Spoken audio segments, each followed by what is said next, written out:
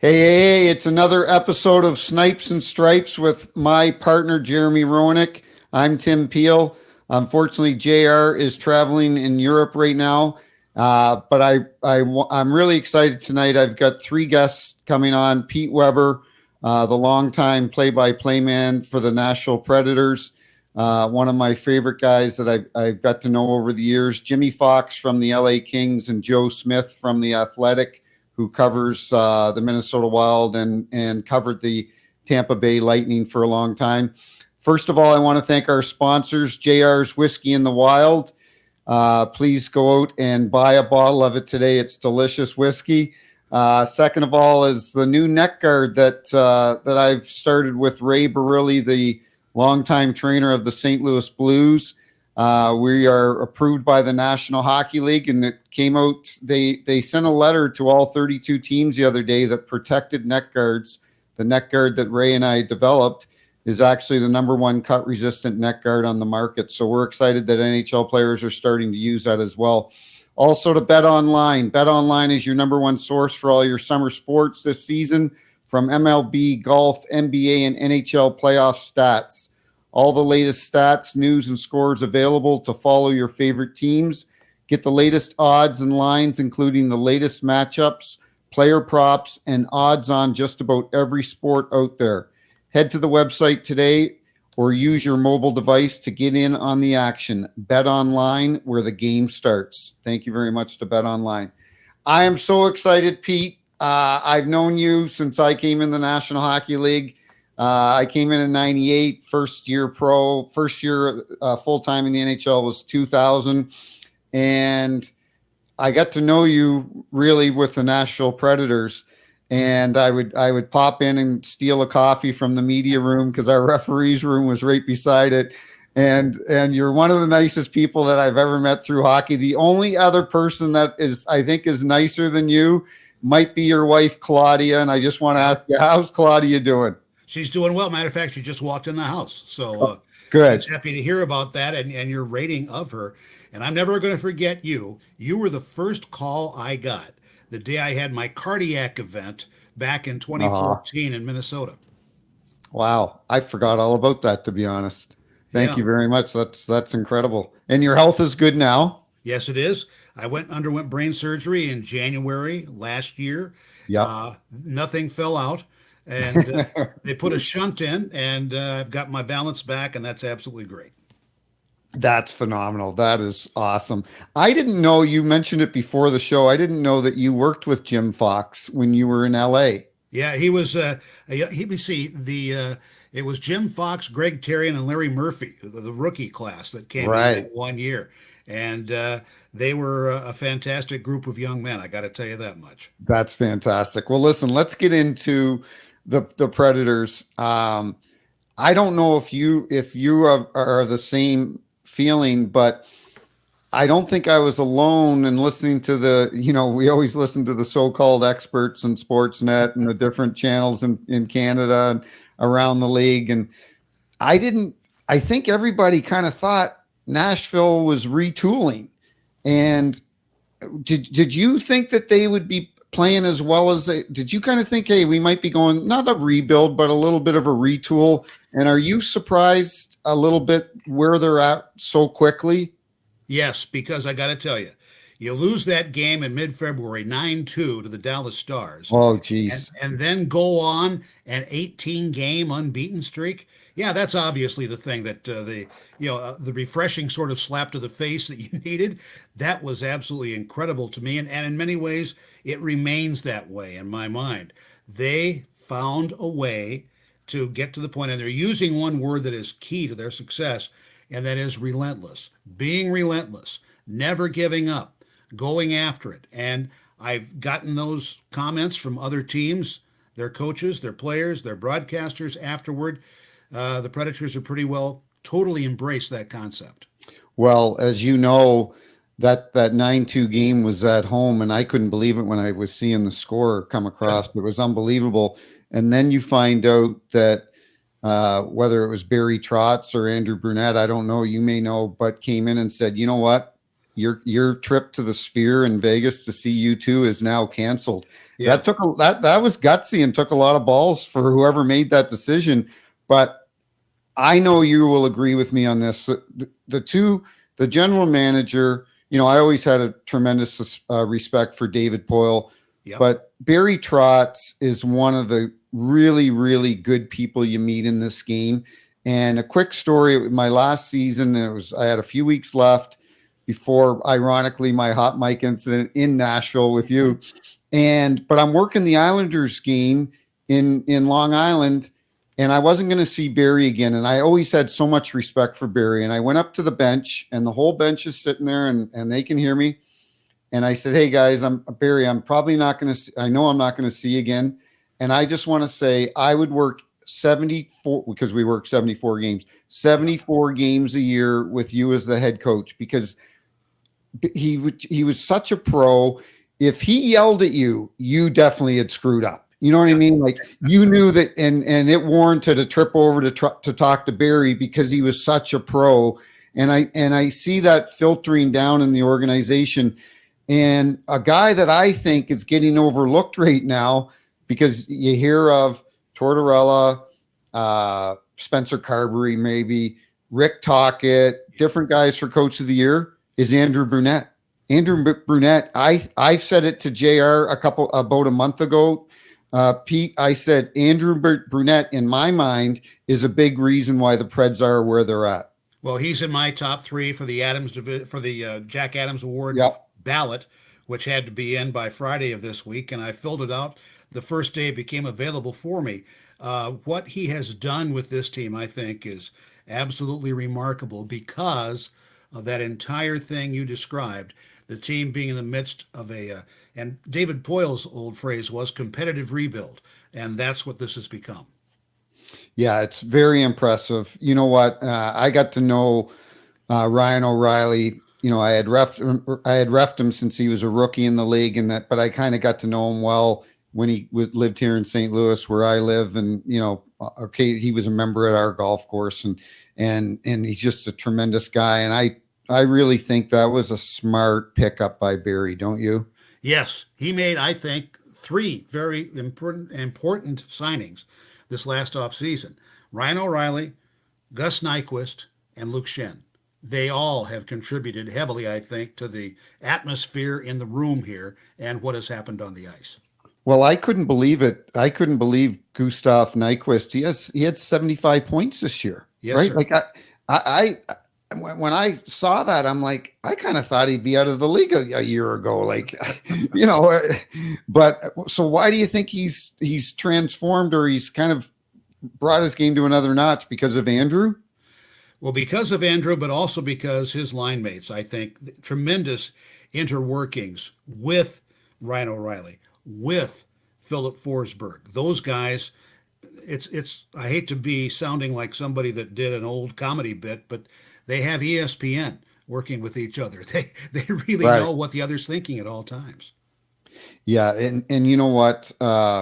O'Reilly's got 69 points this year, Nyquist 75. Tell me about this Tommy Novak, because I don't know anything about him, but he's got 45 points. What type of player is he? Very slippery and very creative.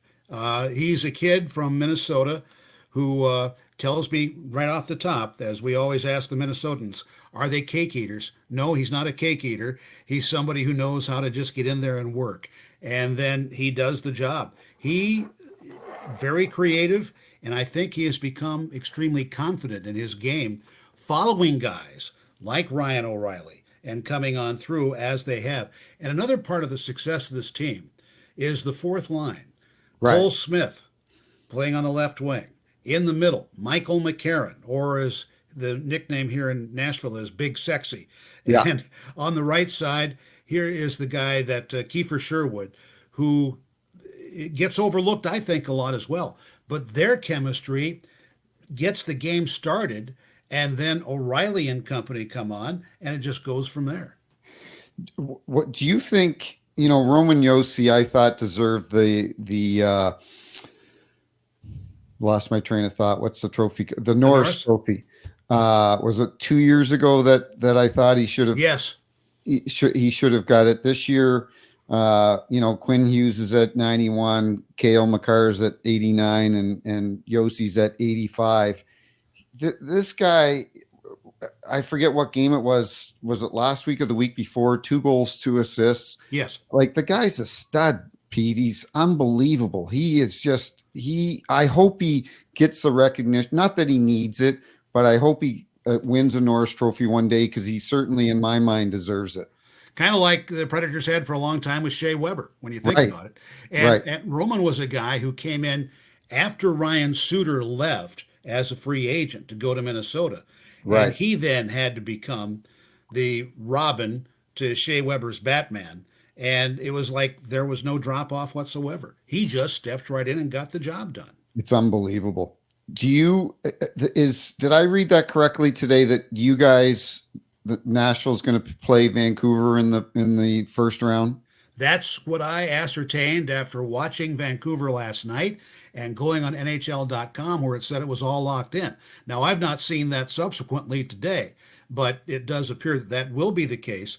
So the last time the Predators met Vancouver in the playoffs was 2011, and that was the first time the Predators, that 2011 season, first time they ever advanced out of the first round. You know what? That's funny you brought that up. I was working one of the games in that series. Yes. In Nashville, and I don't know if you remember the play. We were either late in the third period or we were in overtime, and Ryan Kessler, Ryan Kessler and David Perron, and I love David Perron. I love Kessler. But they were the best at pretending like they were hooked, and they would chicken wing the stick. Chicken winging, yes. Right? And I don't know if you remember the play. It was inside Vancouver's bench, which would have been Nashville was attacking. Right. And Kessler chicken winged it, and I got sucked in, and I called a penalty against Shea. And of course, they had to score in the power play. They couldn't kill it. Right. And Vancouver lost the game. And I forget, it might have been it was David Legwand, and I love Leggy. Would Leggy have been playing in 2011? Yes. Yes. And he said in the newspaper the next day, he goes, Peelsy must have been in a hurry to get to Tootsie's that night. and needless to say, that was the end of my playoffs that year because of that one call. It's unbelievable how one call sticks in your mind. That's 12, 13 years ago, and I remember it like it was yesterday. But Kessler and Perron were real, and Perron's still good at that. Yeah. Well, as a baseball fan, not that I would hold any grudges as a Cardinals fan, but I still have them from Don Denkinger in 1985. Right. The play at first base in Game 6 of the World Series. And the best thing, and God bless him, we lost him yesterday, but Whitey Herzog, he held a reunion of that team in 2015. And he invited Don Denkinger to come to the gathering. Did he really? And Don was checking with other umpires as to whether they thought he should go. He finally decided to go, and Whitey presented him with a gift. And it was a nice watch with a Braille face. No. Yes. Oh, that's hilarious. That is funny. But you know what? That probably because at the time, I was living in Canada, but certainly living in St. Louis the last 23 years, I've seen that play over and over again. Oh yeah. Don Denkinger had death threats. Like they wanted to run him. Like the Cardinal fans were irate, and I bet you Whitey doing that, bringing him in, might have helped him have some closure on that whole thing, right? I'm absolutely certain that that's the case. Yeah, without any question whatsoever. And it was nice how well he had that watch gift wrapped so that Don had adequate surprise as he was unwrapping it. That is phenomenal. I love that. Yeah, I didn't know you were, all these years, I didn't know you were a Cardinal fan. I went to the home opener. How did you become a Cardinal fan? I saw the problems, and growing up in West Central Illinois, that my father had being a Cubs fan. And but I absolutely adored Stan Musial in the late 50s, early 60s. And dad made sure I got tickets to Stan's last game at Wrigley Field No in way. September of '63. Yes, and still on my phone, I have the recording of his last home run that was hit when the Cardinals were in that big run down the stretch in '63, trying to catch the Dodgers. How old would you have been at that game? I was 12. 12 years old. I thought, yeah, 10 or 12 years old. That must have been an unreal moment because Stan Musial, as you know, is an icon here. And well, he's an Oh, icon in baseball, right? yeah. And Going to the restaurant was always a treat. yeah, exactly. So well, let's stay on baseball for a Yeah. second. How do you think the Cardinals are going to do this year? I'm hoping that a local youngster, Sonny Gray, is Uh-huh. able to perform like Bob Gibson because I think they're going Mhm. to need that. I was sorry that he wasn't able to open the season on time, but came back in with a pretty good opening couple of starts. So happy to see that. But the pitching is always going to be the situation, and it's going to be a little bit more difficult now without that great man back of the plate, Yadi Molina, to guide the pitching I staff. know. I know. I know. You know what? And we were so spoiled for so many years because with Yachty and then and I brought this up. I went to the home opener with my Hmm. wife and you remember longtime linesman Derek Amell. Oh yeah. Derek was a great linesman. He worked I worked the Cup Finals with Nashville. He's a phenomenal linesman. He came into town because we refereed a event for Kelly Oh, at Chase. Centene? At Centene Center. Yeah. Yeah, at Centene for Kelly Chase's puck cancer event. Garth Brooks was in and Dirks Bentley, and it was unbelievable. Great Um, hockey fans, those guys. oh, it was great. I gave Dirks a penalty shot. He scored on the penalty shot. Oh, The he crowd, did. yeah, the crowd was going crazy. It was phenomenal. But I said we were spoiled those years because Tony La Russa and Dave Duncan, Hmm. they might have been the best manager pitching coach duo that we've ever seen. Yeah. And they knew when to Tony La Russa would knew when to bring in a reliever to match him up against a certain batter. And we're spoiled because I don't think Ollie Marmol, and he doesn't have the experience, but I No. just I don't have a lot of confidence in him. But La Russa and Dave Duncan were unbelievable, Pete. Plus, the way the game's rules go now, you can't do those matchups as easily as those Right. guys could. You got a minimum of 3 batters to face. Right. Yeah. No, that's a good point. So UC Saros, where you guys are, I think, looks like going to play Vancouver. Yeah. Thatcher Demko. Do you know his situation at all? He's been out. He looked like good last night. He looked Yeah. good last night. And that was the first game since March 9th, Right. and the knee injury. But I didn't detect any difficulties with his movements or anything like that. But I think this series is a series because listen, if you ask the GM of Vancouver just lost Jim Rutherford. My former backup goalie with the Kings, Jim Rutherford. Yes. That's right. If you ask Jim and Rick Tocchet at the beginning of the year that they were going to have the record that they have, I don't think that they would think that. So I think Nashville, because of the style they play, I think they can beat Vancouver. Don't you? Yes, I do. As a matter of fact, the way they played the last 2 months, I think there is no place where they would be overwhelmed by any opponent. Do you think that do you think Nashville has that their weak spot would be scoring goals? Like, is that going to be the thing that hurts them, or the power play? How's their power play? You've seen it more than me. The power play is in the 20s, so that's going to make things a little bit difficult. But they have done an outstanding job there. I think particularly the last 3 games, they were like 5 out of 7 with the man advantage. So if you convert anywhere near that, you're going to be in pretty good shape. Yeah, UC Saros he's like Vasilevsky. He can not only steal a game, but he can steal a series for you too. So I've always said, after various games on the road in particular, I was waiting for the sheriff to show up at the Predators' room with a summons to arrest UC for stealing a couple of points. I love it. I love it. I loved working in Nashville.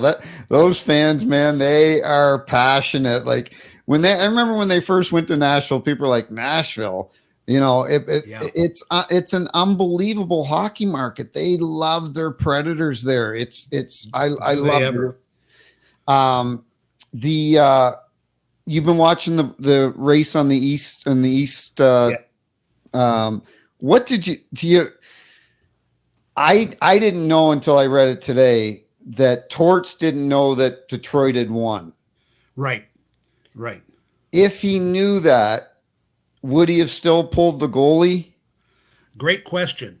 And I would love to be at their season ender press conference to try to find out. I know he said he wasn't going to go over everything last night, but that those were questions that he would field when it came time, as long as Larry Brooks didn't ask them. Right, exactly. But and that's maybe a little bit of an inside joke, but he Torts I knew from my time in Buffalo, and great person to work with. He and John Muckler are a tremendous combination. Mhm. And then when he went, and he won a Calder Cup over Barry Trotz in '96 in the American League. Oh, he was coaching Rochester back Yeah. then, right? That's Yeah. right. And Barry was coaching Portland. the Portland Capitals, or I Yeah. forget what they're. Yeah, but yeah, it'll be because to me, like my son was watching the game with me. We were watching the Detroit game. We were flipping back to the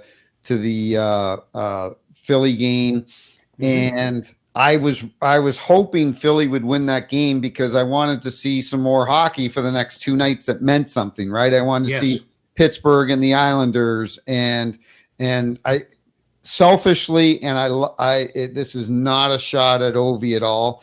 I wanted to see Pittsburgh make it. I wanted to see Sid make it because I think he deserves it. The season that he has had is remarkable at 36 years old. He was just trying to will that team into the playoffs after they got rid of their top goal scorer in Jake Gensel. Yep. That guy, Pete, he just amazes me. What a pro he is. He could have easily said, you know what? That's it. We're done for the year. And he didn't.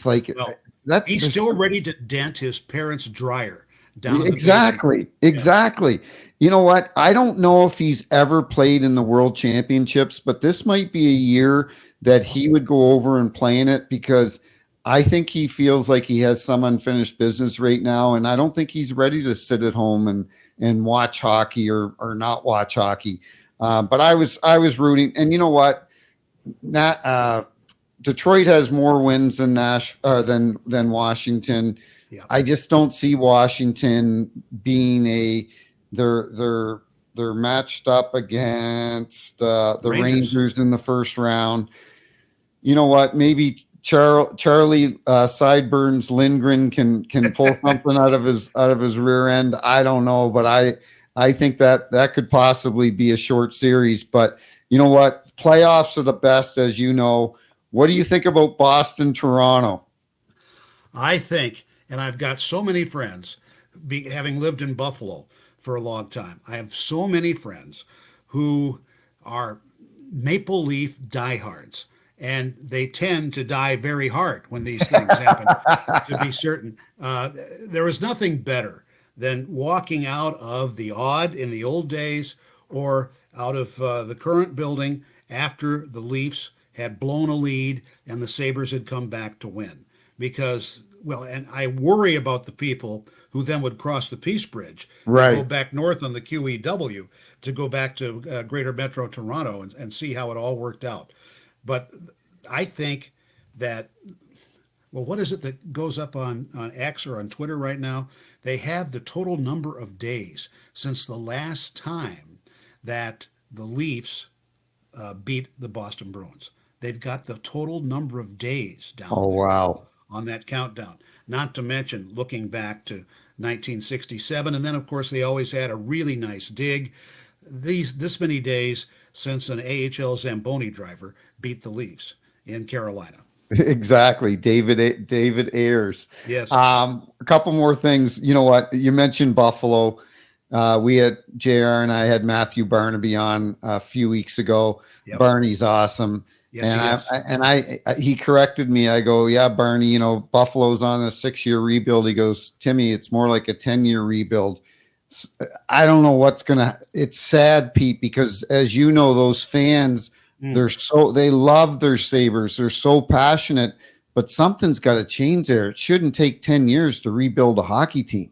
No, it should not. And we're going back in many ways to when the tank was on in order to hope that they could get somebody who's playing at Edmonton right now, but they got Jack Eichel instead. That's Right. been a while now. That's been I a know. while.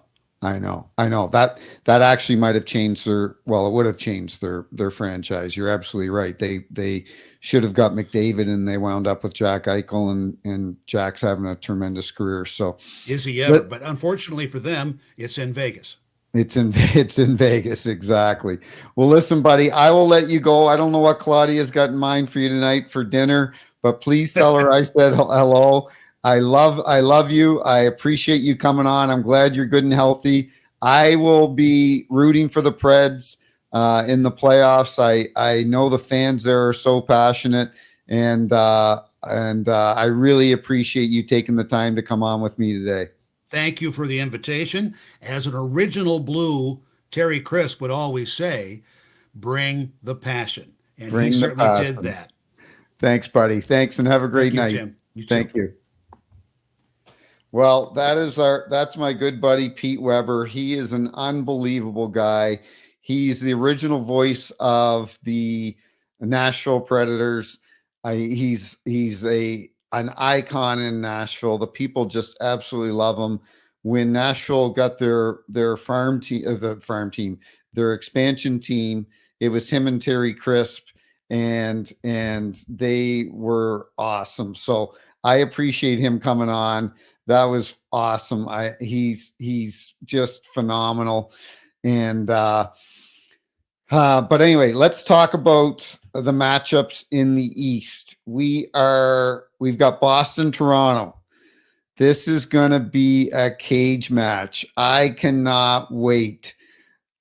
I think, and no slight to the Bruins, but I think this is the year. There's Jimmy Fox. Jimmy, how are you, buddy? We're doing great. Thank you. How you doing? I'm fantastic. I just had Pete Weber on, Oh, and Pete said that he was with you when you were a young rookie. correct. Yeah. Pete, my That first year here, he was, well, it was mostly radio back then, right? We didn't have a lot of TV, but man, is he fun to be around. I'll tell you that. he's such a good guy. He's icon. He's an icon in Nashville. Him and Crispy, were the original announcers that as being an expansion team, they had to sell hockey in Nashville, and it was because of their personalities in Nashville that they should be credited with a lot of the success that they have with that fan base because of Pete Weber and Terry Crisp, don't you think? Yeah, you have to turn people onto it. It's not necessarily natural to that market. And I mean, pre-Gretzky to a certain extent, we went through the same thing here in LA where you find yourself maybe on the back pages until the playoffs, and the playoffs roll around. Then if you go far, and then of course in 12 and 14 we end up winning a Stanley Cup. That changes everything. But yeah, it's a whole different thing when you're out there selling and educating at the same time. Yeah, exactly. Before we get into the LA Kings, I do want our listeners to know, especially the people on the East Coast that maybe don't stay up late and watch the LA Kings games, and I want you to be honest and tell me, because when you and Bob Miller, so I came in the league in '98 and retired in 2021. I want you to know our guys at training camp, in the dressing room, whatever. Hey, I won't mention names. This guy carves the refs all the time. This guy, we know the broadcasters with every team that listen, at the end of the day, you work for the LA Kings. You would want the LA Kings to win as any broadcaster would with any team. But you and Bob really were good to the officials, Foxy. Like, you really were even if it was a bad call, you'd be like, well, you know what? He might want to have that one back again. Were you always like that when you first came into the game? No, no. And when I played, I was awful. I was awful with the refs because, my stature, I was an average player. If you're a star, you can go after them a little bit more. I went after them a little bit too much. And then when I went into broadcasting, to be honest, and maybe it's not the same for everyone, but coming from a player, then you're in a broadcast booth. I was a homer at the beginning. I was a homer. Sure. And, and then I think each year that goes by, you learn to become more objective and see the game. And then finally, I found myself, with all these replays and slow motion and stop it here and all this. Yeah, it's easy to officiate a game when you can do it off a replay monitor. I mean, let's do it live. Let's do it real time. And that's what I try to do. If I see it live and I think the referee made a mistake, I'll give it to him. Right. If I need a replay to take a look at it, I'm not going to get on the ref. He's there. He's got to call it real time. He can't. And half the time, they see everything and we don't. We need the replay. So that's kind of a rule I have. And I appreciate your comments. I'll be honest, when I'm not doing games and watching them, yeah, I'm all over the refs.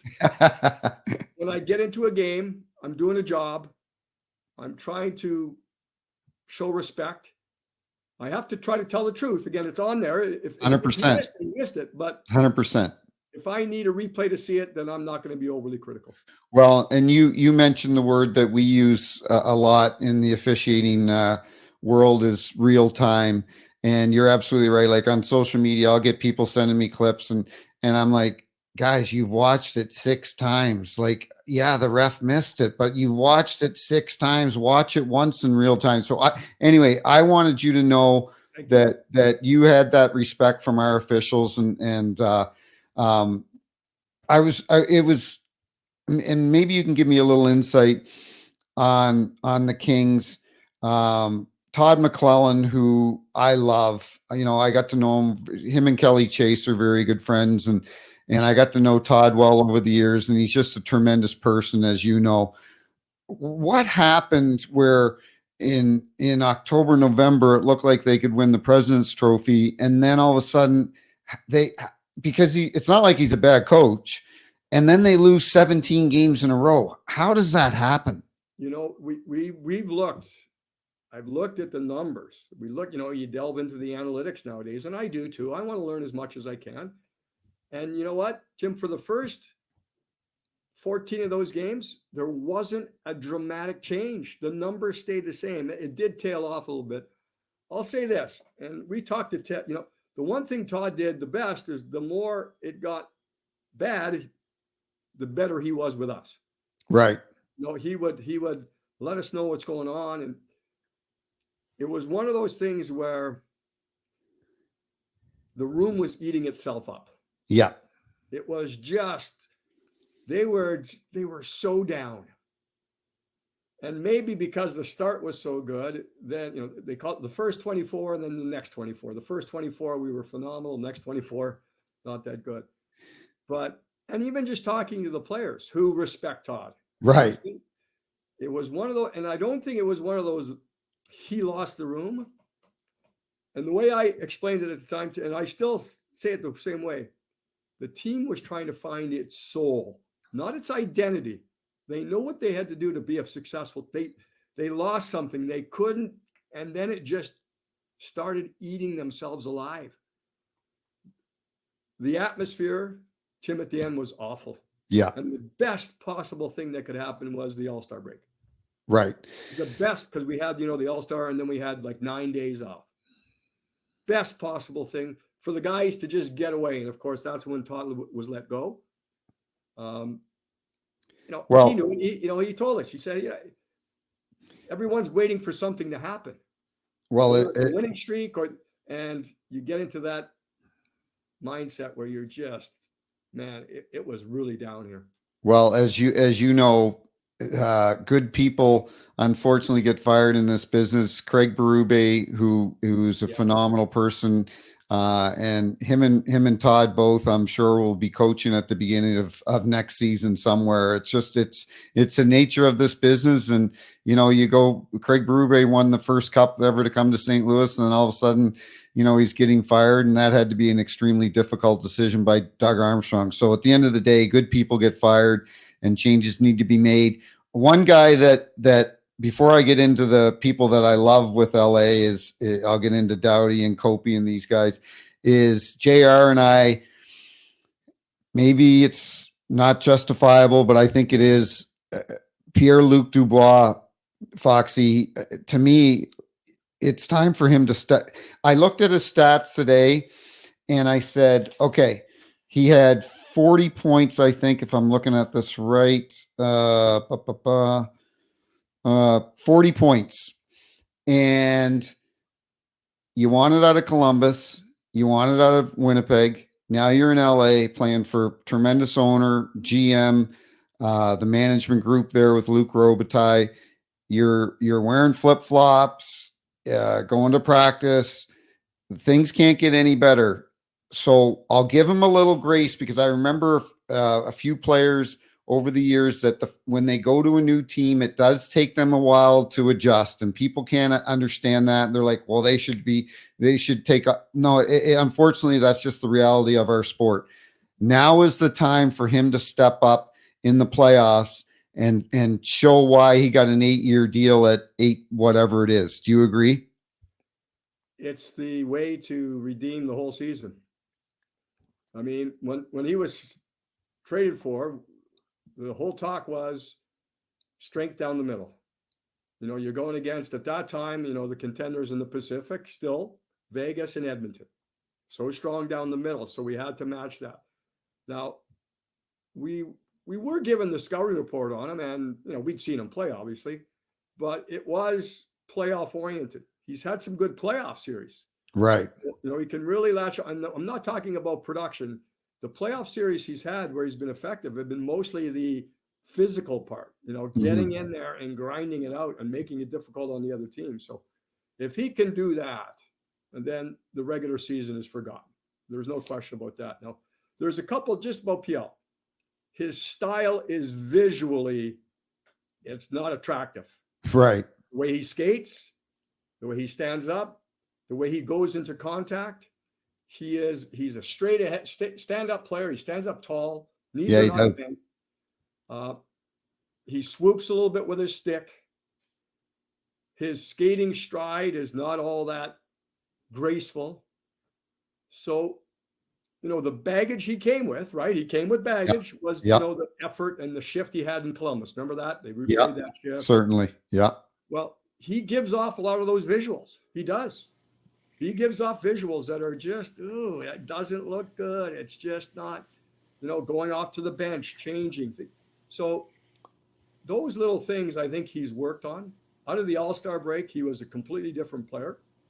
Jim Hiller and the coaching staff came up with a point system for him where they would give him points for non-scoring situations. And he did a real good job. The way I look at it is this: he does not have to live up to the 8.5 until Andrei Kopitar retires. Right. When he was traded from Winnipeg and he was given the big raise, he's not all of a sudden twice as good of a player because he makes twice as much money. He's the same player. We need him to be 25 and 65. That's what we need. He didn't get anywhere close to that, and the way to redeem himself is in the playoffs. Are you amazed? Joe Smith is here. Joe's with the Athletic, Foxy, covering the Wild and covered Tampa for a long time. So thanks for joining, Joe. We'll get to you in a second. I want to ask Foxy a few more questions. Drew Doughty, I got to know Drew. I think it might have been his first, second, third year. We had a charity golf tournament in St. John, New Brunswick, back in Canada, and Drew was there, and a bunch of other guys, and I just automatically liked the guy. I liked his attitude. I liked the way he plays. He was always one of my favorite guys, and he can lose it on the refs. See, there's no, he's very outspoken and passionate and so on.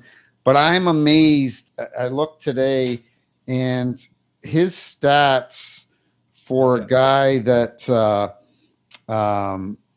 is well into his 30s now.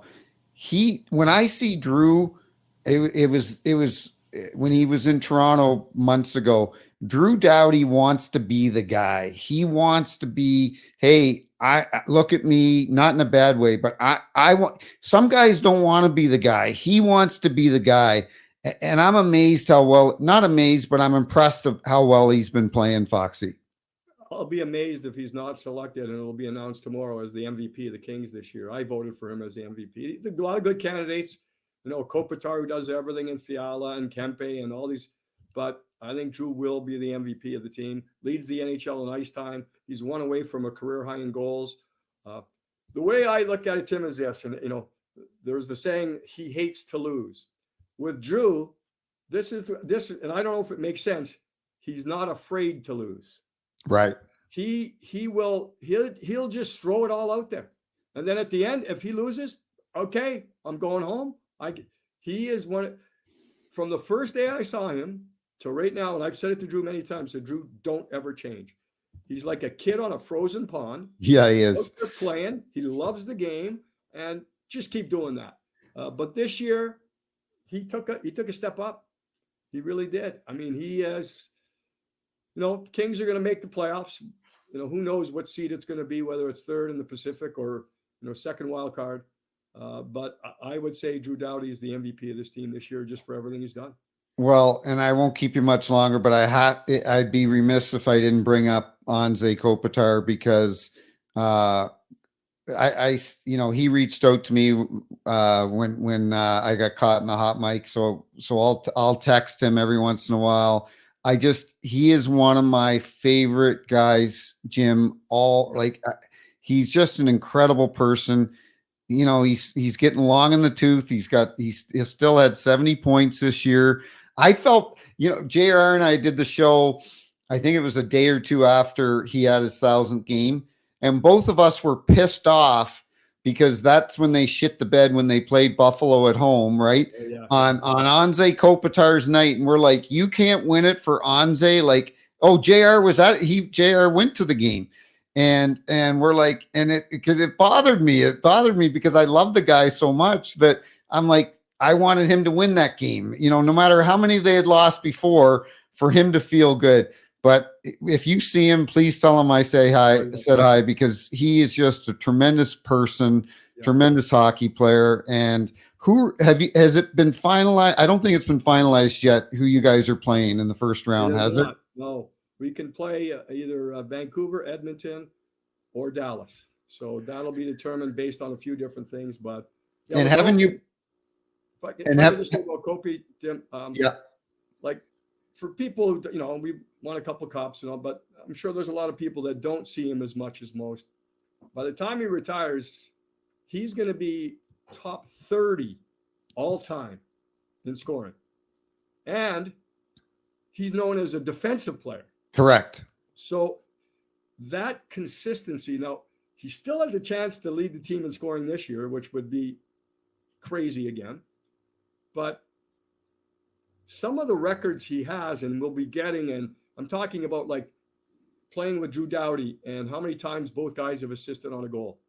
Playing with Dustin Brown, Drew Doughty, Jonathan Quick, how many times those four guys, they're up in the Howe, DeVecchio, Lindsay, like they're in that category. That's how much of an effect the length, longevity, and success of their careers. I mean, they're up there with the all-time greats. So, Hall of Famer, no question. Well, and that's exactly what I was just going to say. And we know the Toronto media, and it's not to bash them, but Kopi plays in LA. He doesn't get the recognition that he would if he played in the Canadian market. And there's no question his numbers warrant a Hall of Fame induction someday. And and rightfully so. So, well, listen, good luck in the playoffs. I'll be listening to you. I really appreciate you taking the time to come on. JR is traveling in Europe right now. That guy travels more than the president of the United States, I think. So he's all over the map. But I will tell JR that you were on and were gracious enough to take your time to sit with us tonight. So thanks a lot, Foxy. I really appreciate it. My pleasure. Anytime. Thank you. Take care. Joe Smith. How are you, buddy? Doing well. How are you doing? How are things? Doing well. Doing well. Wrapping up one season here in Minnesota, and then looking forward to seeing what the playoffs have to show here. So, Now, how long did you cover Tampa for? so I started even as like a kind of the backup in 2010, 11, and then I moved like full-time beat writer in 2013, 14. So Right. it was up until before last season. So about a decade or a little less than that, but obviously saw some incredible teams and players in the 3 straight runs of the Cup final, and then the 2 Game 7s that they lost in the conference final to both the Penguins and the Capitals that end up winning the Cup. So certainly seeing kind of almost a near dynasty in the making, which was pretty incredible. Before we get into the matchups in the East and your thoughts on Tampa, because you have covered them so long, maybe I'm wrong. Kind of what I expected from Minnie this year. We knew Dallas, Colorado. Who am I missing? Winnipeg. Yeah. We knew that they were going to be good this year. Can you explain to me, because I meant to ask Russo about this a few months ago, and can you explain to our listeners, because Minnesota is actually, in my mind, in a good spot with the young talent that they have. Brock Faber is a phenomenal player. Kirill Kaprizov. Can you explain the whole cap situation to me on, we'll say the cap, what's the cap now, 89? No, you wish it was 89. I think it's like 82.5 now. 82. Yeah. But because Billy Guerin bought out Parise and Suter, they can't spend as much as other teams can spend. Is that accurate? Yeah, they have one more year at this point where they have a $14.7 million in basically a dead cap. For next season is the last season that they'll have that full number, and then it'll go down to like 1 point something for a few years after that. So basically you're spending at about 68 instead of 68 as opposed to 82.5 or 83.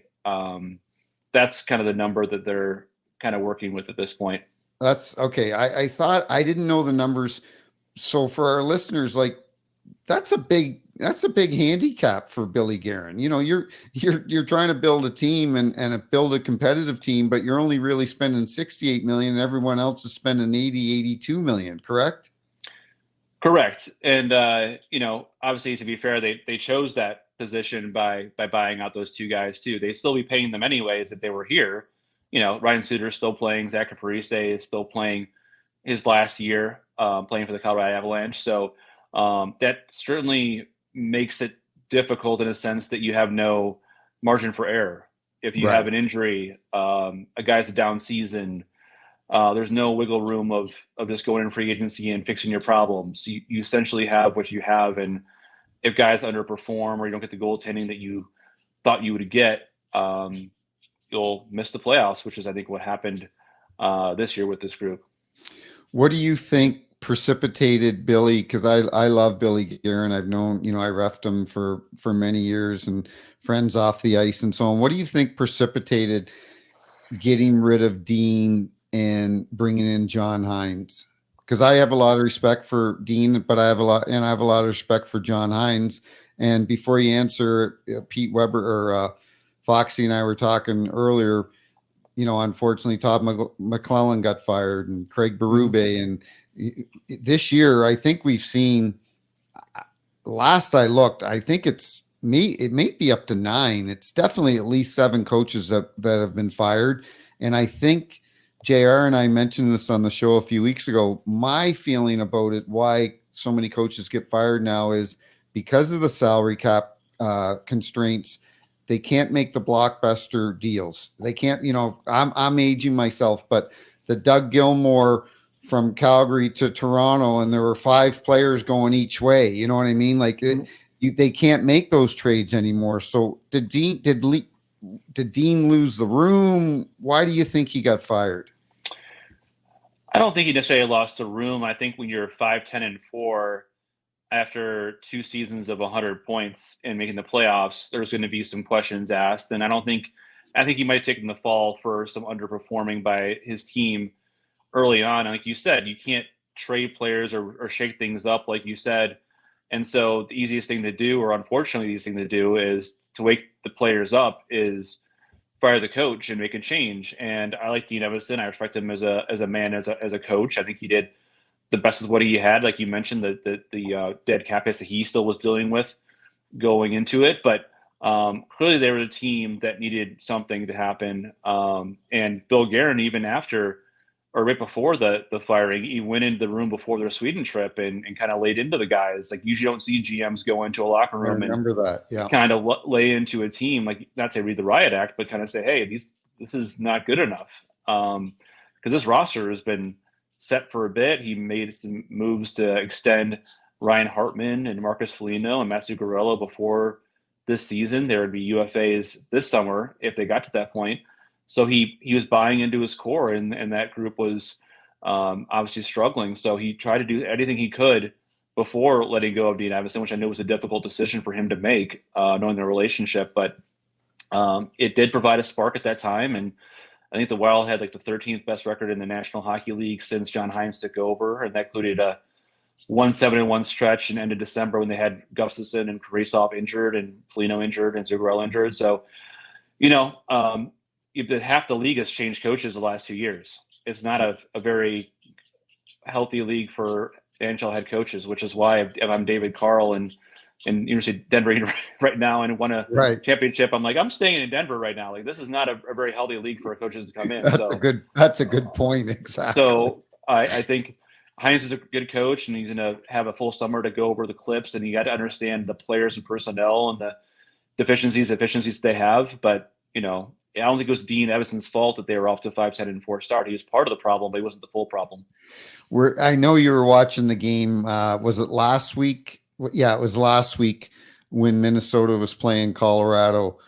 Were you just blown away? Like, I've got a son that's 12 years old, and I said, Bronson, come here in the morning. And I was showing him the 3 highlight goals of McKinnon. Were you just blown away by, like, he's beating Middleton and like defensemen that are NHL defensemen? And were you just like, I can't believe this guy is doing this? It was as an impressive of a performance as I've seen covering the league. And we all know McKinnon's one of the best players in the world, no question, an MVP candidate for a reason. But like, there was not many guys that could have stopped him, giving him a head start the way he had in the neutral zone. You give him time and space, and he's going to beat you no matter what. And he made people look like pylons when they shouldn't have looked like that way. Very incredible game. And I asked John Hines after that, because he does it to a lot of teams, not just the Wild. He does it to a lot of teams. Right. But I was like, the Wild were 0-10-1 going into that game against the top 3 teams in Central Division. I'm like, what's missing with your team? And he goes, they're faster, they're bigger, and they're deeper. And that's a lot to overcome when you have those 3 big things in your team that are missing from the top 3 teams in the division. But they have McKinnon. The Wild have Kaprizov, who's a top 10 player, in my opinion, in the league. But that was just another one of those moments where if he's making an MVP case for himself, that was one of those signature moments that you'll look at going forward. And I might vote differently in the MVP race, but I think he's certainly made his case for the MVP. If you were to pick Kucherov, McKinnon, or McDavid, you would pick McKinnon right now? It's really tough. Kucherov, McKinnon for me, 1-2. I think I might lean a little more towards Kucherov, because of the team that I know the team. I know this past year of how much guys that they've lost and where, they lost Vasilevsky the first 2 months of the season, and he's literally carried that team for most nights of this season, and the depth that they lost in through the salary cap. Like, he's literally like 50 points ahead of like Braden Point, who's a superstar in this league, right? Right. Like, and Right. Steven Stamkos, like, he's not playing with average players. He's playing with other superstars, and he's lapping the field, and they've needed him to. So it's not a stretch to think that the Lightning would be, not say a lottery position, that they would be out of the playoffs without the kind of season that Nikita Kucherov has put together. They have an 897 save percentage this year, and that's the best they've coming. And they're in a top wild card position, going to play the Florida Panthers in the first round. So I get McKinnon. I think he is deserving. I think if they give it to McDavid, it's deserving. But I don't think people should fault Nikita Kucherov for being a little nonchalant in some drills in the All-Star game. All of a sudden, give him slack for that and not make him MVP. He's been the most valuable player to his team this year. Well, and I agree. And to our listeners, like the Hart Trophy is for the MVP of your team, and I agree. Like, Edmonton still has Draisaitl. They continued to win when Connor was out of the lineup. Nate McKinnon, I'm with you. It could be 1A, 1B with him and Kucherov. I would give it to Kucherov too. 142 points. They are not in the position they're in right now without Nikita Kucherov. They're on the outside looking in if he's there. He's not there. So give me I won't keep you much longer, but give me your feeling, because you've seen Tampa a lot. Give me your feeling on the Tampa Florida series, and what way do you think it's going to go? Because it's going to be because I would not want to play Tampa. There's a lot of teams I wouldn't want to play, but John Cooper, I got to know Coop, Joe, Kelly Chase hired Coop for the Texas Arcana Bandits, and him and Holly own the team, and they brought the Bandits to St. Louis. St. Louis, yeah, and they were called the St. Louis Bandits, and that's when I got to know Coop. And we're at OB Clark's, so you've probably been there, and Chaser and I and Coop, and we're drinking and like this. I'm just hanging out with this guy that's a North American at the time North American League, because then he went to Green Bay for the USHL, and not knowing that the guy is going to be the phenomenal coach that he is. What do you think is going to happen in this series? Well, I've covered a few of these Tampa, Florida series, and they're tremendous. There's like a lot of high action packed back and forth. And you're right. Like, I think Tampa's not a team you want to draw in the first round, but Florida, you saw that last night against the Maple Leafs, how talented they are and how much they can be relentless. So I think it'll be a longer series than people would think, in that based on the 1 versus 7 or 2 versus 7 matchup. If Vasilevsky is back to the way he was before the injury, this is going to be a really tough series for the Florida Panthers. So I don't know if I can say that the Lightning are going to win, but I think that they, despite being the struggle the last 3 or 4 games end of the regular season, we've seen them struggle end of seasons before when they won the Stanley Cups, but they're not as deep as they were before, no question. But I think still they have the horses in the core group, and who knows if this is Steven Stamkos' last run with this group. So I think it's going to be a really great series back and forth, and I think the Lightning, if they get the goaltending from Vasilevsky, it can be a difference maker. But I love to watch 7 games of this, even if I'm not covering it. I love to watch 7 games of those two teams going back and forth, and getting Duclair and Dumba has really been a lifeblood at the deadline for those. Don't forget that. Really lost personality of that group. 100%. Duclair and Dumba, absolutely. Like Anthony Duclair, he can be a difference maker in some games. I love how he plays. You talk about that Florida Toronto game last night. Did you see? This is what bothers me about Toronto is their captain is getting manhandled by the bench, right? By Matthew Tkachuk. He's, I've known Matthew since he's been 4 years old. He's getting manhandled, and William Nylander makes a line change. He jumps over the boards instead of getting involved in the scrum. Like, yeah, you got Domi and you got McCann and you got Bertuzzi and Ryan Reeves, but let's be honest, it's a different ball game in the playoffs.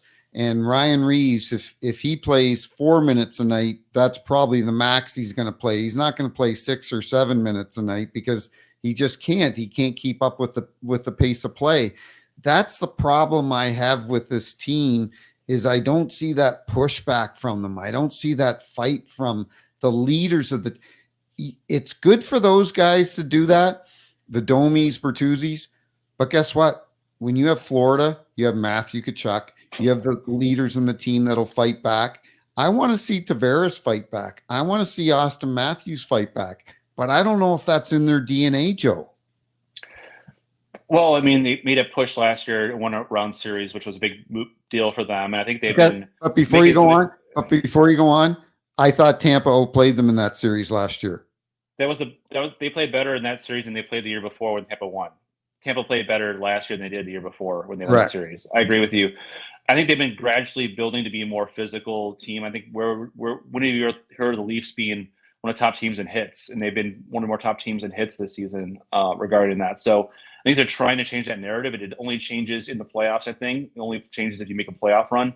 But I get where you're coming from. You're bringing these new guys in here to bring that initial toughness and grit and pushback, but that only happens inherently. It happens not with your best physical players. It's from everybody. It's the Sorellis, it's the Hagels. It doesn't mean you can be the biggest guy in the world to have pushback, right? So I think that'll only be determined, and that legacy of that team will only be determined in the playoffs. And so I don't want to prejudge them yet, but that's something they've been trying to address that in their group, I think, the last couple of years, and we'll see if that changes. And if it gets the Boston Bruins, is the biggest test you'll have, right? The first round series, if they can push back. It's Pat Maroon in that group. I think if this is the year that Toronto's going to beat Boston, I think this is the year that they could possibly do it. Jim Montgomery's a friend of mine. He's a phenomenal coach. I think he's done a tremendous job this year for what they have in the lineup, losing Bergeron and Krejci. I think, but they have good goaltending too, in Allmark and Swayman, and that could be the difference maker, because I'm not so sure about Samsonov. Joseph Woll is a St. Louis kid, but he's he's young. That whole series could come down to goaltending. But if this is the year that Toronto is going to beat Boston, I think that it might happen. But it'll be interesting. We'll see in 3 or 4 days when the playoffs start. I really appreciate you taking the time out of your busy day, covering the NHL and so on, and coming on. And maybe we'll talk again during the playoffs, and I sincerely appreciate it. Hey, thanks for having me anytime, and give Russo some crap when you get him on the podcast next time. I will. He's the best. We'll have a cigar with him. He loves the cigars. Absolutely. Sounds good. Take care. Thanks, Joe. Thanks to our sponsors, Bet Online, Whiskey in the Wild, and Protected Neck Guards. Shout out to Believe TV and Caffeine TV. And we'll see you on Monday. The playoffs will have gone on for a couple days. We'll have lots to talk about on Monday on the weekend update. And then we'll have another show of Snipes and Stripes on Wednesday. Thank you very much, and have a great night.